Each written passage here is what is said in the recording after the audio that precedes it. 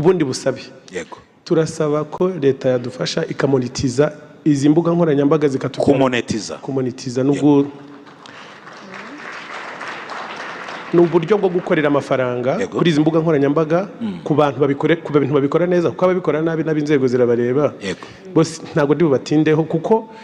imirimo yose ikorerwa ku mbuga nkoranyambaga ni imirimo buriya ari amavideo yose abantu bafata bira byose abantu bakora content zingana n'amafaranga nibyo mwavugaga bya views ku rubuga rwa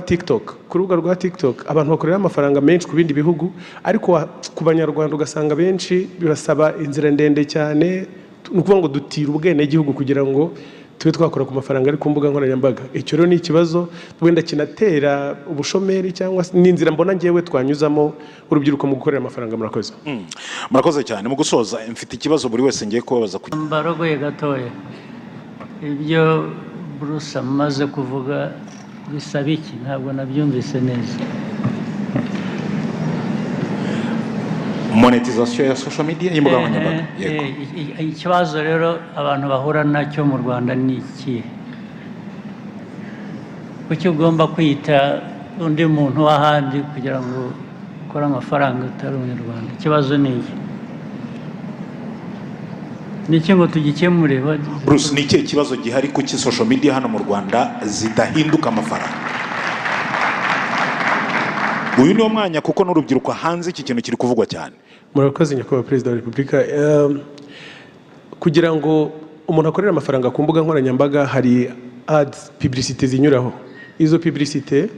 nizo dukuramo amafaranga no kuvuga ngo ibigo bije kwamamaza nk'urugero nasohoye indirimbo iyo ndirimbo sinzi niba mujya mubibona iyo mugiye mu bindi bihugu iyo ugerageje nko kuyikandaho hari akavideo gato gatambuka kamamaza ukabanza ukakareba abo bantu baba bishyuye ayo niyo mafaranga aza akagaruka akagera ku wakoze iyo content hano mu Rwanda rero bisa nkaho twese turi premium bisa nkaho twese twishyuye kujya tureba tutarebye publicity izo publicity ntago zigeze zinyuramo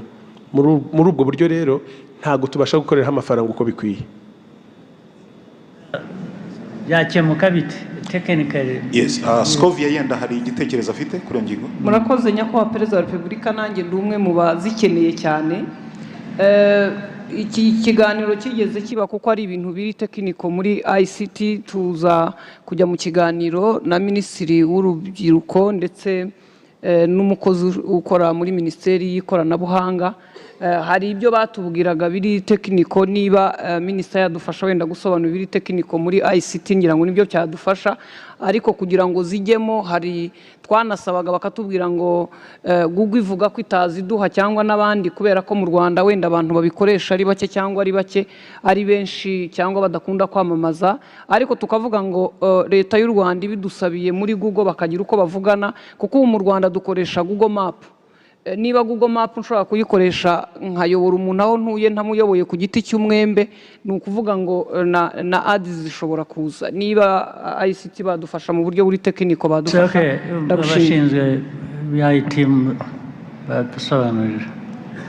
Thank you very much your excellency nkuko bari babivuze ibigo nka Meta YouTube na TikTok byose bishyiraho eligibility requirements bituma ibihugu bishobora kuba byakora platform monetization aho abafite ibihangano bashobora kubibyaza umusaruro bakurikiza ibintu bitatu icya mbere ni regulatory compliance kandi ibyo twarabyujuje nibyo bareba data protection intellectual property na taxation ibyo turabyujuje nk'igihugu icya kabiri bareba nkuko Bruce Melody yarabivuze ni volume of advertisements no kuvuga ngo dufite abantu benshi bashobora kuba bako advertisinga kuri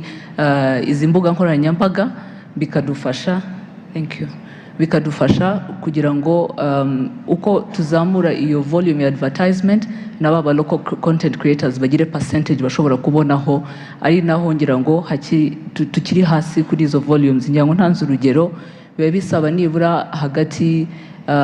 ya igice cya miliyoni na miliyoni y'amadolari ku kwezi in terms of volumes of advertisement kugira ngo igihugu gishobore kuba cyaba eligible icya gatatu ni payment infrastructure ishobora gutuma ya mafaranga babonye bashobora kubona kuri izo mbuga nkoranyambaga ashobora kuba yabageraho kandi ibyo turabifite ari ibyo bigo byose nkuko nabivuze twavuganye nabyo ni ukuvuga ngo hariho ibintu bibiri aho batubwira turimo turabikora bagenda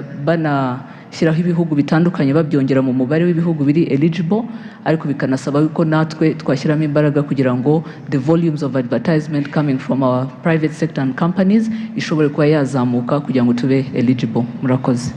Yes, ku bitureba twakora rero specifically ni ibihe? Hari ibyo bireba abo bandi Google n'abandi, hari byaba bitureba ni ibiki tudakora twakora kugira ngo kuva twatangira kuganira nabo ibitureba twarabikoze ari izo regulatory compliance zabayeho, ngira ngo dushyiraho na ririya tegeko rya data protection n'ibijyanye na intellectual property, ibyo byose birahari. Payment infrastructure zirahari, ubu ngira ngo ahasigaye hakeneye ko twashobora kuba twabyaza umusaruro izo mbuga nkoranyambaga no kuzamura iyo advertisement base. Murakoze cyane. Twayizamura dute?